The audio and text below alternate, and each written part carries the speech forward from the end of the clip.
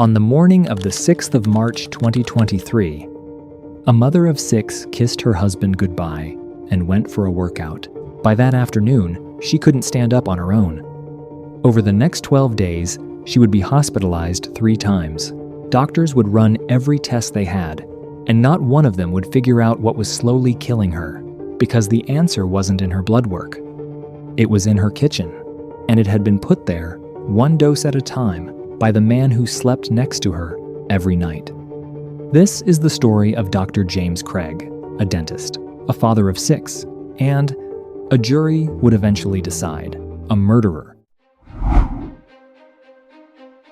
On paper, the Craigs looked like the family everyone else compared themselves to. James and Angela Craig had been married for 23 years. They had 6 kids, a big house in Aurora, Colorado. James co-owned a thriving dental practice, Summerbrook Dental Group, while Angela was the anchor of the household, devoted, organized, the person everyone in her large extended family turned to. She was the youngest of 10 siblings, and within her tight-knit faith community, she'd taken on the role of family genealogist, tracing the Craig and her own family's roots back generations. But underneath the surface, this marriage had already survived one nightmare most people never find out about until it's too late. Years earlier, according to Angela's sister, James had secretly drugged Angela not to hurt her. He claimed it was because he was planning to take his own life and didn't want her able to stop him. He never went through with it, and the marriage limped forward. The secret stayed buried. Until March of 2023, when it would matter more than anyone could have imagined. It's a Monday when Angela finishes a hard workout. Minutes later, she tells James she feels dizzy, confused, like her brain isn't working. James rushes home. He finds his wife barely able to walk and drives her to the hospital. Doctors run test after test. Nothing shows up. No infection, no stroke, no explanation. They sent her home with a shrug, not knowing what the problem was. But something about that hospital visit doesn't sit right with Angela. On the way home, she says something strange to her husband. She said that there are drugs that wouldn't even show up on a standard test. James brushes it off, but behind the scenes, something far darker is already in motion. Because that same night, an employee at James's dental office notices something odd. The lights are off, everyone else has gone home. But James is still there, sitting alone in an exam room, in the dark, working quietly on a computer. She has no idea what he's doing, not yet. Over the following days, Angela's condition becomes a pattern doctors can't crack. She'll seem almost fine, then suddenly crash. Dizziness, vomiting, fainting spells so severe she once had to crawl across the floor just to call for help. She's hospitalized a second time, then a third. Every scan comes back clean. Every specialist is stumped. They couldn't find what was wrong with her. And through it all, James is the model husband, texting updates to Angela's family, staying by her side, at times almost cheerfully describing her illness as a puzzle. But behind that concerned husband act, investigators would later discover a very different version of James, one who, weeks earlier, had begun searching the internet for things no innocent person types into Google. Questions like, is there such a thing as an undetectable poison? How many grams of arsenic will kill a human? How long does it take to die from arsenic poisoning? And on February 27th, just days before Angela's symptoms began, records showed a package was on its way to the Craig house. 10 grams of pure arsenic, ordered online, arriving quietly while Angela was out of town. The countdown had already started. She just didn't know it yet. On March 13th, a package arrives at Summerbrook Dental. James had texted his office manager earlier, asking her to leave it on his desk, calling it personal, but it's opened by mistake before he gets to it. Inside the packing slip, one word jumps out: potassium cyanide. The office manager Googles the side effects on the spot, and what she finds lines up symptom for symptom with everything Angela has been going through for the past week. She tells James's business partner. He's stunned. Nobody in a dental practice has any legitimate use for potassium cyanide. He said it was potassium cyanide, and my gut dropped. Is there any medical need in dentistry for potassium cyanide? Absolutely none. It's poison. Alarmed and terrified it might still be reversible, he calls the hospital where Angela is currently a patient and tells them what was just delivered to her husband's office. It's a decision that may be the only reason this case was ever solved at all. Because 5 days later, on March 18th, Angela Craig is taken off life support and dies. If that package had never been opened, if no one had said anything, this might have simply been recorded as a tragic, unexplained illness. Instead, it becomes a homicide investigation, and James Craig becomes suspect number 1. It's freezing out here. Yeah. I'm Detective Olson. This is Detective Graw. Okay. I guess we're coming to, talk to you or kind of see if you want to talk to us. Okay. Is that something you're interested in? No? Okay. And that's fine. So we have a search warrant basically for your cell phone, Angela's cell phone, your wallet, and or your laptop. Okay.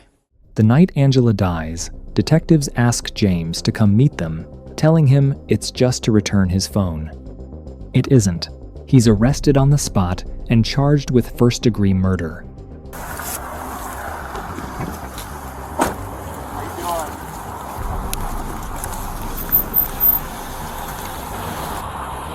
Oh, how are you? Okay, how are you doing? Well. Yeah. Hi. All right, Bob. You are under arrest. Okay. Okay, first degree murder.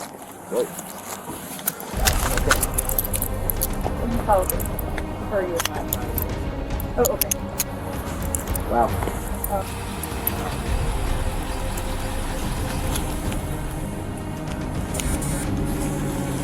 I just don't want to, I want her to give her phone back. All right. You want to take this? Do you have Mira's phone? Yes. This one in my left pocket. Oh, okay. I just want to, can I give that to your brother to give it to her? Yeah. I just don't want her without her phone. Yes, please. When you get off the elevator, you'll put it Wow. left, and take the right along this couple of and then you'll see. Is that, What's that? is that, Oh, okay.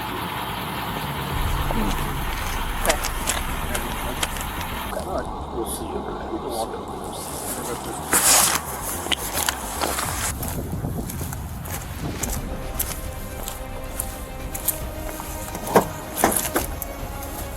Hold on.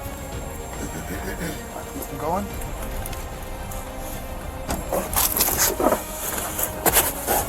Let me just buckle you in real quick. They're gonna take you into an interview room, and then we'll go from there. Okay?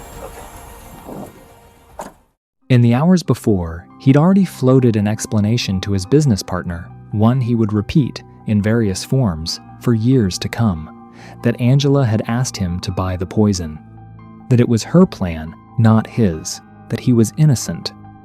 Investigators aren't buying it, and as they dig deep into James's phone, his email, and his internet history, a much darker story starts to emerge, one involving money, secrets, and at least one other woman.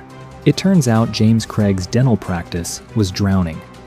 Years earlier, he'd filed for bankruptcy, and by 2023, he was still hundreds of thousands of dollars in debt, with his business partners quietly propping up the practice just to keep it alive. At the same time, Angela, the woman James is accused of poisoning, was named on 4 separate life insurance policies worth a combined $4 million, and James was the sole beneficiary on every one of them. And then there's the affair. You've been labeled the mistress in this story. Yeah, I don't like that label. If I had known what was true, I would not have been with this person. Weeks before Angela got sick, James had met another dentist at a conference in Las Vegas and begun a relationship with her. One investigators say was already escalating while his wife lay dying in a hospital bed. It wasn't the only one. Records show James had been quietly meeting women through a so-called sugar daddy website for months, showering at least one of them with vacations and cash payments, all while his family believed he was working late. In total, how long were you together with James Craig? I want to say it lands right exactly at 3 weeks. Do you think that James Craig allegedly poisoned his wife to clear the deck so he could be with you? There's no way I'm motive. There's been no planning a future together. Motive, opportunity, and investigators would soon discover paper trail documenting every single step. Detectives reconstruct the entire poisoning timeline using James's own digital footprint. First, the arsenic allegedly slipped into Angela's protein shake the very morning she first fell ill. When that isn't enough, records show he buys more than a dozen bottles of eye drops containing tetrahydrozoline, the same ingredient later found lethal in her system. He even tries and fails to order a third poison, oleander, a toxic plant, after a supplier grows suspicious of the order and asks too many questions. Then comes the potassium cyanide, the one his own office manager intercepted. Investigators say he hid it inside emptied-out antibiotic capsules and gave them to Angela during her final days at home.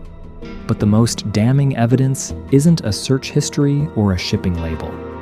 It's hospital security footage from March 15th, the day Angela is rushed in for the last time.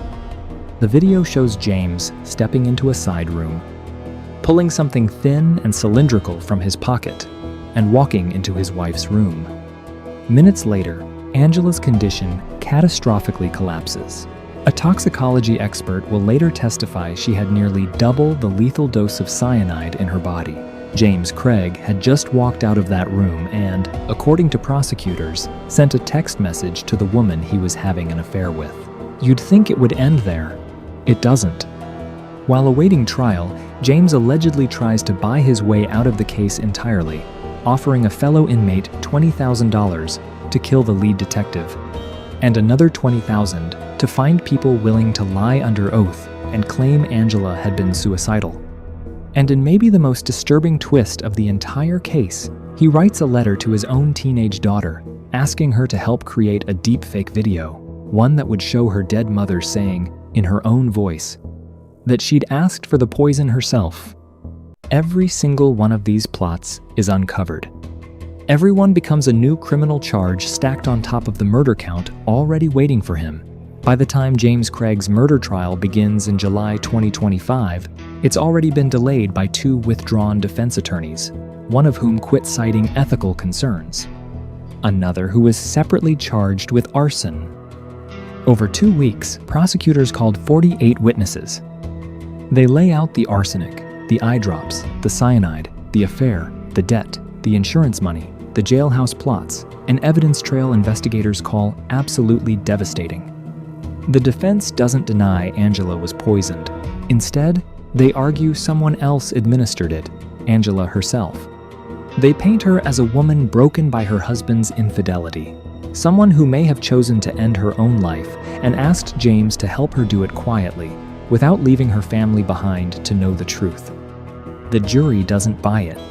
After roughly 8 hours of deliberation, they find James Craig guilty on every count: first-degree murder, solicitation to commit murder, solicitation to commit perjury, and evidence tampering. He is sentenced, that same afternoon, to life in prison without the possibility of parole, plus another 33 years stacked on top, just in case. Dr. Craig and his team to please stand for the reading of the verdict.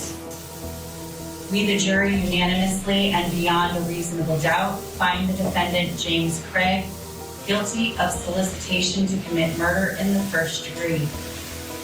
Let me then turn to the foreperson and ask, is this the verdict of the jury? Do all of you agree with this verdict? Yes, we do. At this point in time, you can be seated. In the courtroom, one of Angela and James's daughters stands up to speak directly to her father. She tells him she was supposed to be able to trust him, that he was supposed to be her hero. Instead, she says he'll forever be the villain in her story. My name is Miriam. I was the second child of my mom and dad, her oldest daughter, and although I may not have been hers, she was my best friend. A lot of people keep telling me that my mom is here with me, but I hope more than anything that she's not. I hope she's so much better, yelling at people for not labeling their family history pictures. I was supposed to be able to plan my sister's weddings with my mom, even though there was nothing in the world I wanted to do less than plan weddings. I was supposed to be able to share with her the stories, the things happening in my life, and the projects that I started and never finished. And I was supposed to be able to trust my dad. He was supposed to be my hero, and instead he'll forever be the villain in my book. I speak for everyone when I say that life and the world will truly never be the same. It will never be as bright as it was when my mom was here with us. I miss her. I want my mom. I want more than anything to go home at the end of the day and just give her a hug and call her and tell her about all the crazy stuff that's happened. The Craig's 6 children have since sued their father, his now closed dental practice, and the company that sold him the cyanide, a case that's still working its way through civil court. James's murder appeal, expected but not yet filed, still looms. Angela Craig never got to see her children grow up. She never got to finish tracing her family's history. Instead, hers became a story investigators, jurors, and now millions of strangers online will never forget, not because of how she died, but because of who was standing next to her the whole time, quietly making sure it happened. If this case disturbed you as much as it disturbed us, hit subscribe and drop your comments on what part disturbed you most, because next time, we're covering a case just as chilling.